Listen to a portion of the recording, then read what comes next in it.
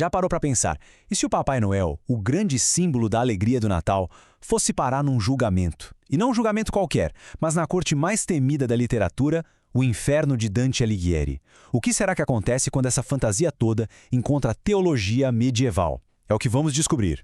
E a cena já começa assim, direto nos portões do inferno.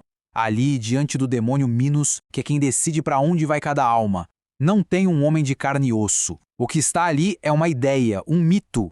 O crime é pesado e a gente sente que a sentença está prestes a sair. É muito importante entender quem exatamente está sendo julgado aqui. Não é uma pessoa de verdade que existiu na história. É a construção cultural, sabe? O mito que a gente conhece hoje. E o problema é que mitos não se confessam. Então eles carregam um peso do que representam para sempre. Então, o ponto central é este. O santo de verdade, São Nicolau de Mira, aquele bispo do século IV, está tranquilo lá no paraíso de Dante. Quem está em apuros aqui é a cópia dele, a sua sombra distorcida, essa imitação que roubou o seu nome. E essa separação não foi do dia para a noite, levou séculos. A figura de São Nicolau foi se misturando com outras coisas, com elementos pagãos, tipo o deus nórdico Odin e sua caçada no céu, sabe? E no final, quem deu a forma que conhecemos hoje foi o marketing, o consumismo. É essa divisão, essa bifurcação que traz ele direto para cá, para o julgamento. Então, a nossa descida começa pelos círculos mais altos, onde ficam os pecados, digamos, mais leves, os da incontinência. Mas olha, mesmo aqui o réu já encara umas acusações bem sérias. A gente chega então no terceiro círculo, o lugar dos gulosos. E aqui a prova contra ele parece óbvia, né? A própria imagem do Papai Noel gordinho e o costume mundial de deixar leite e biscoitos para ele, tudo isso vira evidência. Ele não só come, ele meio que transforma o excesso em parte da festa, como se fosse algo a ser celebrado. Isso já emenda no próximo problema, no quarto círculo. É lá que os pródigos são punidos. Sabe, aqueles que gastam sem pensar? E convenhamos, o Papai Noel é o maior pródigo de todos.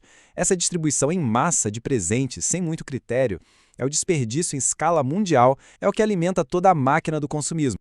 Agora o negócio começa a ficar mais pesado. No sexto círculo, a gente encontra a heresia. A acusação aqui é que o Papai Noel virou uma espécie de ídolo falso. Um ídolo do nosso tempo que simplesmente apaga o significado religioso do Natal e coloca um culto ao consumo no lugar. Ele tira o foco de Cristo e joga tudo na adoração de coisas.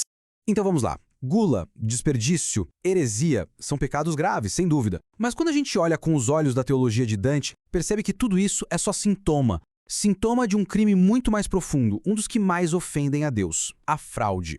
E para entender bem essa acusação, a gente precisa descer mais, muito mais. Chegamos em Malebolge, o oitavo círculo do inferno. É um lugar terrível, com 10 valas, uma dentro da outra, e cada uma pune um tipo diferente de fraude. É exatamente aqui que o caso contra o Papai Noel ganha força de verdade.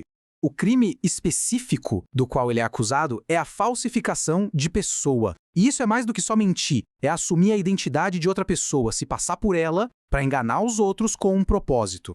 E aí que a gente vê a verdade pavorosa por trás daquela cara alegre. Ele simplesmente pegou o nome de São Nicolau, distorceu completamente a imagem e a história de caridade do santo e se transformou no garoto propaganda do materialismo. Basicamente um impostor vestindo a pele de um santo. E essa fraude não é uma coisa teórica, não. Ela acontece no lugar que deveria ser o mais seguro de todos, a nossa casa. É uma mentira que os pais contam e isso quebra uma confiança básica com a criança. Aquela visita de madrugada acaba virando uma invasão. Não da casa em si, mas da própria noção de realidade da criança. Com todas essas provas na mesa, a sentença é clara, é final. O destino do Papai Noel é a 10ª vala, a mais funda de Malebolge, junto com os outros falsificadores de pessoas. E é bom lembrar, no inferno de Dante, o castigo nunca é aleatório. A justiça lá é poética, de um jeito bem sombrio. A punição é sempre um espelho do pecado. A pena reflete o crime, para forçar a alma a encarar o que fez sem parar por toda a eternidade. Então, lá na escuridão da 10ª Bolgia, no meio de outros impostores e gente que corrompeu a verdade, o tormento do Papai Noel começa. Primeiro, o corpo dele é atacado por uma sarna que nunca cura. É uma coceira que deixa qualquer um louco. E ela representa justamente aquele desejo sem fim de ter mais coisas que ele ajudou a espalhar pelo mundo. Ele se coça sem parar, mas das feridas não sai sangue, escorre ouro e óleo, a matéria-prima do comércio. Aquele famoso saco de presentes virou seu maior tormento. Agora, ele não carrega mais brinquedos. Ele carrega o peso esmagador de cada mentira contada em seu nome, de cada dívida feita no cartão de crédito por causa dele. O peso é tanto que ele é forçado a se arrastar pelo chão sem conseguir nem olhar para cima. E a voz dele, aquele oh, oh, oh, que era símbolo de alegria, é roubada. Quando ele tenta rir, o que sai da garganta dele é o barulho do comércio, o som metálico das caixas registradoras, o choro das crianças quando descobrem a verdade. Ele, que falsificou a alegria com palavras, agora só consegue emitir o som da própria fraude. Mas essa fraude toda, especialmente contra os inocentes, chega muito perto do pecado mais grave de todos, a traição. E para os traidores, não tem fogo. O que tem é o gelo eterno do nono círculo. É a solidão absoluta, um frio que congela a alma. E é lá que ele fica, preso no gelo, esperando um Natal que, nesse abismo sem estrelas, nunca mais vai chegar.